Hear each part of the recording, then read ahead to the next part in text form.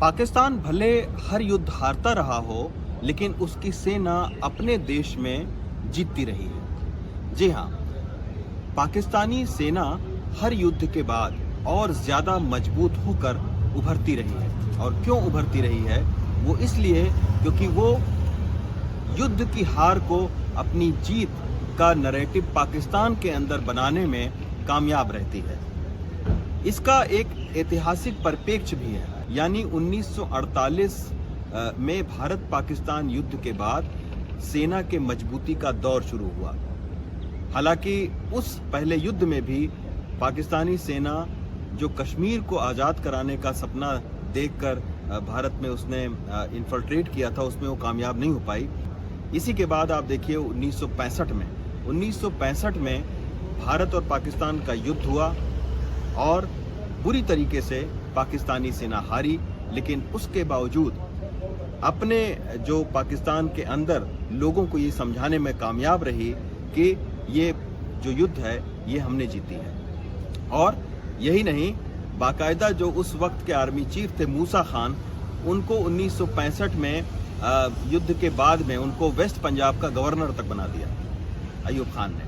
लेकिन जब उन्हीं के अपने एयर मार्शल नूर खान ने उनके खिलाफ आवाज़ बुलंद की और ये कहा कि 1965 की जंग जो है वो जनरल अयूब खान ने पाकिस्तान को गुमराह किया है, लोगों को गुमराह किया है, तब अयूब खान की लोकप्रियता जो है वो कम होने लगी और अंततोगत्वा उनको जो है वो गद्दी छोड़नी पड़ गई।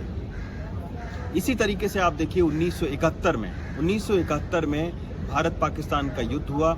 90,000 से ज़्यादा फौजों ने आत्मसमर्पण किया, लेकिन 16 दिसंबर 1971 को जब आत्मसमर्पण के पेपर साइन कर रहे थे जनरल नियाजी, तो उसके बाद में 17 दिसंबर को उनके सबसे बड़े अखबार ने हेडिंग डाली और उसको लिखा कि जीत तक युद्ध को लड़ते रहेंगे। यानी ये अपनी हार को जो है वो जनता को पाकिस्तानी सेना ने मीडिया को बताने नहीं दिया।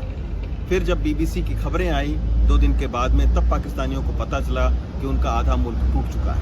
इसी तरीके से आप देखिए 1999 में जनरल मुशर्रफ, आप देखिए कि 1999 में करगिल वार में पाकिस्तान को बुरी तरीके से मुंह की खानी पड़ी और खुद नवाज शरीफ जो उस वक्त के प्रधानमंत्री थे उनको अमेरिका जाना पड़ा।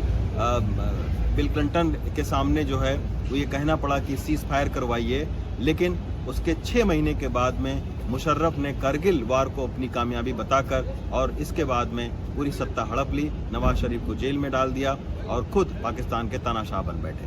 तो ये पूरा इतिहास एक रहा है कि जब जब पाकिस्तान कोई भी युद्ध भारत के साथ में आज तक जीती नहीं है, लेकिन उसने अपनी हार को भी पाकिस्तानी आवाम के लिए, उनकी जनता के लिए जीत के रूप में वो उसने प्रदर्शित किया। इस बार भी देखिए ऑपरेशन सिंदूर में करारा थप्पड़ जो है वो पाकिस्तान को लगा, लेकिन जो आसिम मुनीर हैं उनको फील्ड मार्शल बना दिया गया।